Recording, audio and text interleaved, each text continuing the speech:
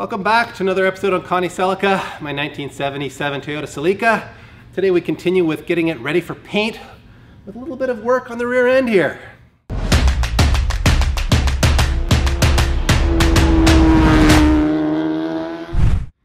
So what do we have in store for you today? Well, we're going to start by doing a little bit of a taillight upgrade, or at least what I would consider an upgrade, and that is by installing these flat lights that are available on, I want to say the 73 Celica. It might have been 71 to 73. I forget the exact numbers on that. Easy to look it up, but I just really like how clean the flat lights look. Oh yeah, so good. Compared to the bubble lights, which are more like broken up and they bubble out, which is why they call them bubble lights. But I just think it's a much cleaner look. So there's a bit of work to do to install them. We've got to trim a little bit of sheet metal to fit these in there, but it's pretty straightforward.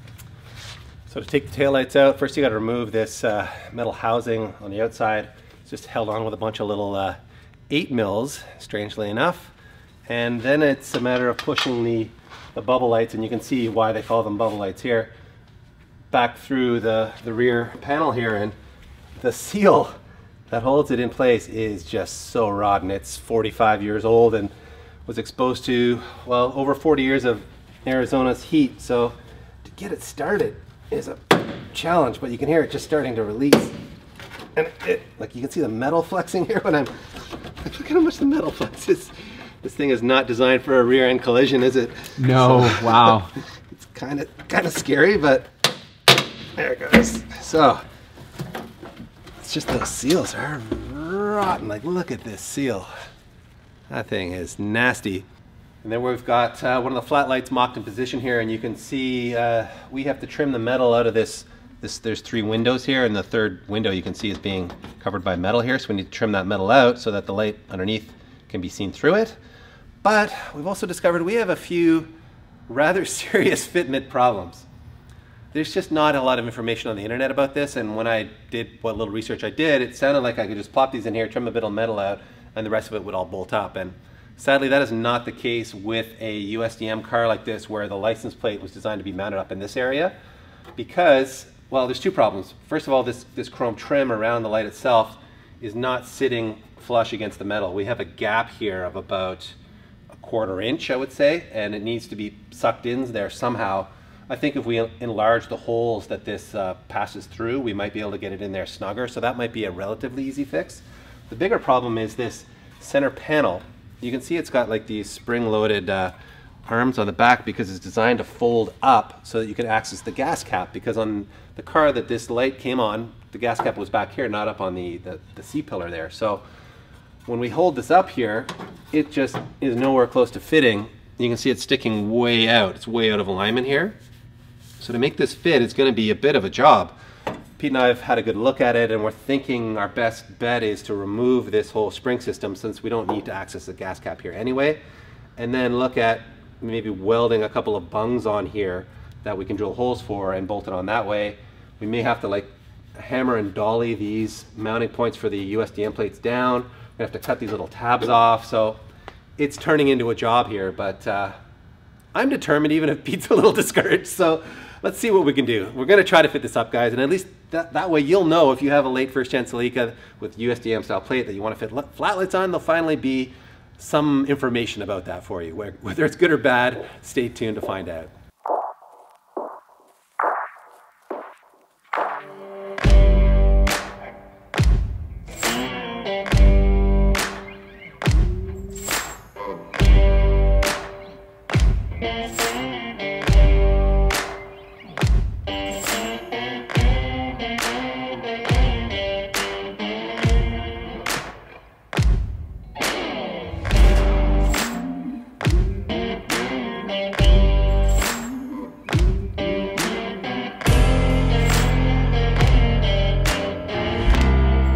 Well, that fit up way better than I had hoped. When we initially fitted on here, there was just huge gaps everywhere, and we were both feeling a little discouraged by it, but just by clearancing this area around the light, it obviously started to fit much better at this end, and then opening up this one hole at the end where we seem to have more interference than anywhere else, we were able to get this chrome housing to snug in nice and tight. And I mean, the fitment's pretty much spot on now. I'm really happy with the way it fits, and I gotta say, between our Milwaukee die grinder here and our little what is this guy called, Pete? I forget. An angle die grinder, I think. I guess they're both die grinders of types. Anyway, this they were perfect tools for it. Really easy to manage speed and control with.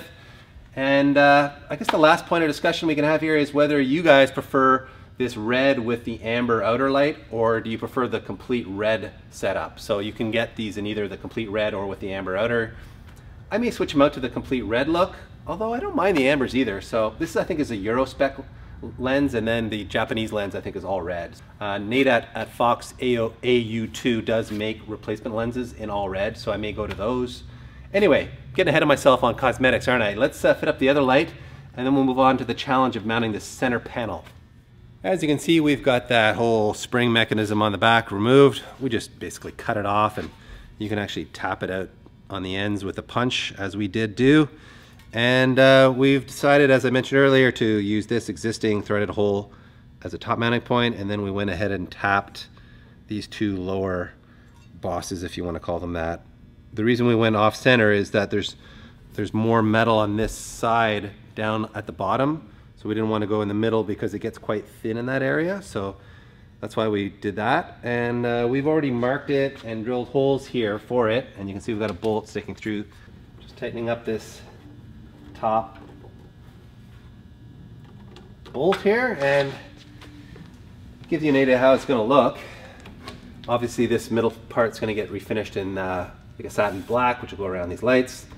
And I think I'm going to actually have Vin and Enviado like weld these holes up. The badge that goes on there, I don't know if I'm really a fan of it, so I think I just like the clean look. So maybe might even weld up this opening here that's I think meant for your finger to open it up when it was on a the whole spring-loaded deal. So we may clean that up a little bit as well. So now I just got to see if I can fit a couple of bolts into those back holes, but assuming that lines up, I think we are done here. So let's just assume that we're done, and we're going to move on to taking a look at how to fit up the whole chrome bumper here and deal with maybe these openings that may or may not need to be patched up.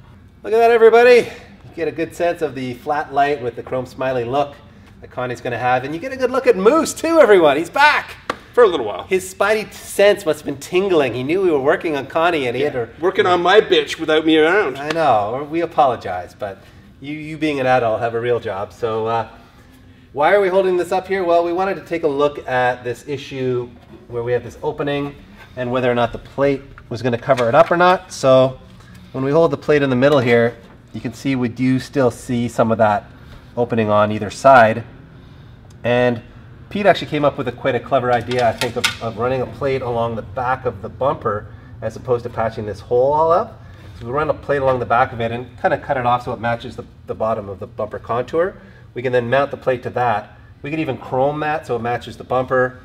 I think it'll have a cleaner look and be a better solution overall. And the other issue is with this European bumper, this is like I said, is from Denmark. The opening that they have for the plate is really wide. You can see how much wider it is than our plate. And Pete was like, wait a minute, don't the JDM plates have a closer profile to ours? And sure enough, we had a look, and they're about 2 inches further in on each side. So 4 inches total narrower, which I think would give it a much better look.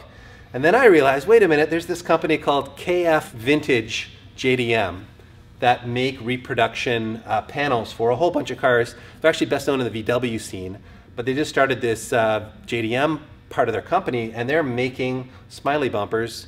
And in fact, I was messaging with him on Instagram, and he said, oh, I'm going to have the rear bumper for your car, the style you need for your car, done in the next 2 weeks, and the front bumper done in the next 30 days. So I think I've pretty much made the decision. I'm going to be buying those KF Vintage JDM smileys front and rear, because they'll have brand new chrome on it. These would need to be re-chromed to look brand new. They're not bad. I think with the polishing, I could make them look pretty good. But with the smaller opening that we're going to have with the JDM style one instead, I really think it's going to look better, and we'll have better luck as far as like covering everything up with the plate. So stay tuned for that. That'll be something you'll see, I think, probably after the car comes back from paint.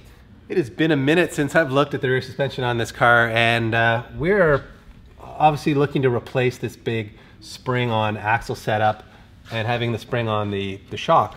But as you can see, the size of the opening here that the shock goes up to is very, very tight. And it goes up inside here a good, I think, 6 inches. And having taken some measurements on our coilover setup, it's going to be really tough to fit it in here. I think it's been a few years, but when I researched it, I seem to recall that you have to like bend this sheet metal out and this sheet metal out as well to sort of like, you know, ovalize that opening to give you room to get the top hat up into the air. It's a really tight looking fit though, so I don't know, we're kind of having second thoughts. The advantage to doing this really is that by getting rid of this big spring, they're really hard to find and they only come in a couple of different spring rates. So you have very little tunability with this setup, where if you go to the true coilover setup, it's just a standard 2.5 inch diameter spring. You can get it in an infinite number of spring rates. So I could really dial this car in the way I want as far as like rear spring stiffness goes. So that's why I want to do it. So we're going to pull this shock out now and see just how difficult it is going to be able to fit those in there. We may abort if I feel like we're just going to do too much damage to the car to make it work. But if there's a way to fit it in, we are certainly going to give it a try. So we've put our thinking caps on here a bit. To Pete's credit, he didn't want to just rush in there with a hammer and smash the hole bigger, even though that's what Moose and I wanted to do. And we really took a close look at this top hat that goes on top of the coilover setup and needs to fit up inside this pocket to the top of the strut tower. That's about as far as I can go without interference. You can see if I really force it up there, you know, it starts to move it offline with the hole, so it's no longer lined up. So if we keep it sort of centered in this pocket, that's as far up as I can go, and we still have 3 inches to go to the top of the shock tower. So we thought about like cutting out the sheet metal on this side and hammering in the sheet metal on that side to like force this up there, but it's still going to be really, really a tight fit with these 2.25 or 2.25 diameter springs. And when we thought about the way the axle can move and everything, the strut assembly is going to move a little, so it's going to be hitting on those. It's going to be a rattling, noisy mess, and it just didn't feel right to try to like force this in there. So we did a little bit more thinking. I actually spoke to Matt Panic about his setup, and I realized he's running an inverted damper. So with an inverted damper, the spring's down at the bottom instead of up at the top. So that's why his spring doesn't even have to go up in that pocket at all. So we do not have an inverted damper, and I'll check with Fortunato to see if they have that as an option, but if they don't, we're thinking all we really need to do is extend this top hat by 3 inches. So I'll check with Fortune if they have a 6.5 inch version rather than a 3.5 inch version, and that will solve our problem. We can go to a shorter spring if we need to, although I think we have enough length on the shock body here to use the existing springs without an issue. If they don't have that, then we could modify this one. Pete and I were just chatting, like we could cut the top off of this, weld in a 3 inch extension and weld the top back on again, and we'd have a 6.5 inch long top hat. So there's definitely solutions to this problem, but none of them are going to happen here today. So we are going to call it quits on this job for now. We'll come back to this, I think, after paint, because we're not going to have to do any kind of destructive work back here. We're committed to the idea of making it fit properly. So we're going to put the damper back in, leave these springs on the solid rear axle for now. One area though that we didn't do as much clear thinking on is the mounting of that rear plate back there between the flat lights. So let's go have a look at that. Can you see what we did wrong here, everybody? Because somehow I didn't see it yesterday. It's kind of preposterous because I've looked at this setup so much. This badge is always on the passenger side, or if it's a right-hand drive car, the driver's side, but it's always on the right side of the car, not on the left side of the car. So how I didn't realize we had this upside down just boggles my mind. I mean, this is what happens when you have a bad head cold, you're sleep deprived, and Pete's not a Celica expert, so I couldn't expect him to bail me out on something stupid like this. So yes, we mounted this upside down, and thank you Joseph Stewart on Instagram. I posted photos of this and he said very politely, "Psst, your plate is upside down." So wow, it's kind of shocking too, because the way this sort of section is wider than it is here, and then this section is narrower than it is over here. It's like there's so many signs that it was upside down that I did not see. So we're going to flip it around, we're going to mount it properly, and it's probably going to fit a lot better. So let's get to that right now. Look at that. It fits a lot better in the correct orientation, doesn't it, Pete? It does, yeah. It lines up so much better along the top and the bottom, and the way it's curved, I think, is meant to, you know, it matches the angle of the lights and everything. It just, I don't know how we missed that, but anyway, it's mounted back up. It looks great. Last job of the day is taking care of some interior stuff, because I'm going to send it down to the LA area to have recovered, including this dash pad. Or what I thought was a dash pad. This is actually a dash cover. So you can see it's just made of like plastic with sort of like typical OE type texture on it.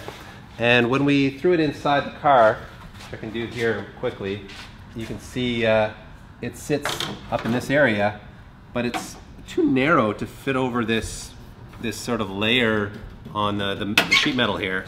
So it just doesn't fit very well. And when I started to look online, I realized, wait a minute, there's supposed to be like a pad under here. And this is just a cap that sits on top of the pad, which would make the fitment much better. So I don't even recall what happened to my original dash pad. I'm pretty sure it was just destroyed. Probably rotted out. Yeah, like Arizona desert destroyed it. So I'm gonna do some research on that, figure out how we can rebuild or maybe find a good one that then this cap would go over top. And the cap I'm gonna have, or I'm gonna ask Christian Rosas in LA if he's willing to cover this in the same material that he's gonna recover the door cards with. So Christian is a Celica owner and enthusiast and just a DIY guy who's taught himself how to recover these door cards. And the stuff he's done is really impressive. And it has like the those little holes in it, what would you call it, like perforated? So it's perforated in some sections.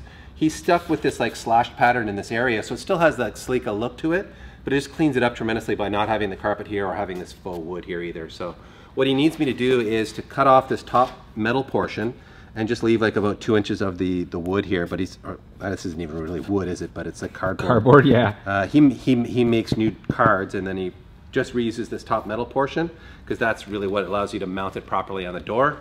So I'm gonna cut these off now. We'll package it all to ship it out to him.